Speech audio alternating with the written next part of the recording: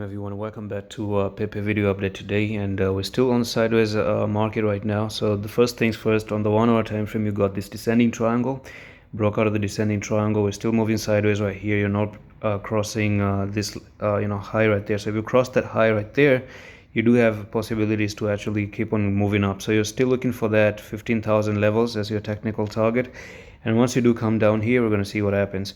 So there could be even chances of making a bigger descending triangle, and that is doing something like this and something like that. And once you do that, you are going to see that you potentially can make another new technical target that can actually take you from the top here to the bottom right there. And if I drop this right down over here, you could even be looking at 12,000 right there. So because this on the 1 hour time frame still tells me that can be an extended descending triangle if you look at it that way. So you do have something like that from there to there, and you also have something like this from there to there. Yeah, so it's actually perfect. You do actually need 3 touches to confirm a trend line. So this is actually pretty much confirmed. You got 1 resistance, 2nd resistance, 3rd resistance, 4th resistance right there. Got a little bit of support, support, support, support. Now the decision comes in by 18 May. I don't know what is the day today. I don't even remember, but 18 of May, and it's going to be like nearly 3 to 6 o'clock tomorrow. Now depending on your time, let's just say you do have potentially 24 to 48 hours maximum time for you to know if you're going to be popping below this triangle right here. Now let me tell you one more thing.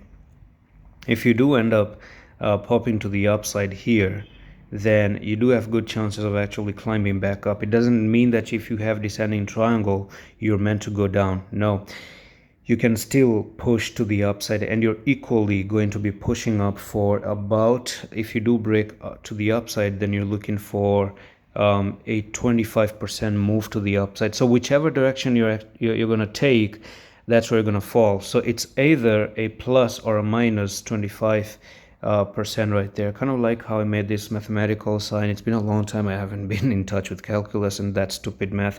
I hate math. Do you as well?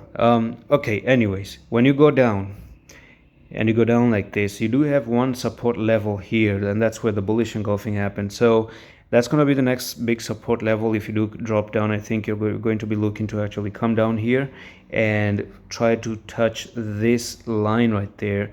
And if you do jump back up, that would be amazing. Otherwise, if you start to take this low, then you're looking to prepare for a bigger drop, and you go from here and you potentially come all the way down to this technical target that we have. And I talked about this one in detail yesterday, that you got the left shoulder, the head, and this right shoulder, and you've dropped down and you're looking for that technical target somehow. But in between, you can have some pumps and dumps as well before you eventually reach to the technical target. It's going to be sideways, wavy journey all the way to the downside. So in between, if you're really good on the smaller time frame, like the 1 hour and the 15 minutes time frame, you can trade. Now, for example, this is still a trading opportunity. Okay, don't look at the bigger picture right now, because I don't think there's anything we can talk about in the bigger picture. There's less data, but on the smaller time frames, at least you're getting opportunities in between.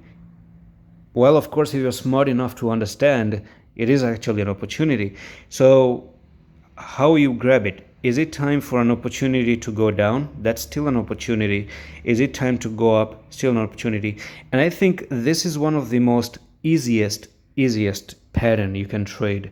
Especially, it's not even going to take too much time. Since it's on the 1 hour time frame, it's going to take a couple of hours for you to maybe get that profit out of it. So if it's time to short, that's where you go. You know what to do next. So that's pretty much it for this update on Pepe. I'm going to see you in the next one. Allah Hafiz.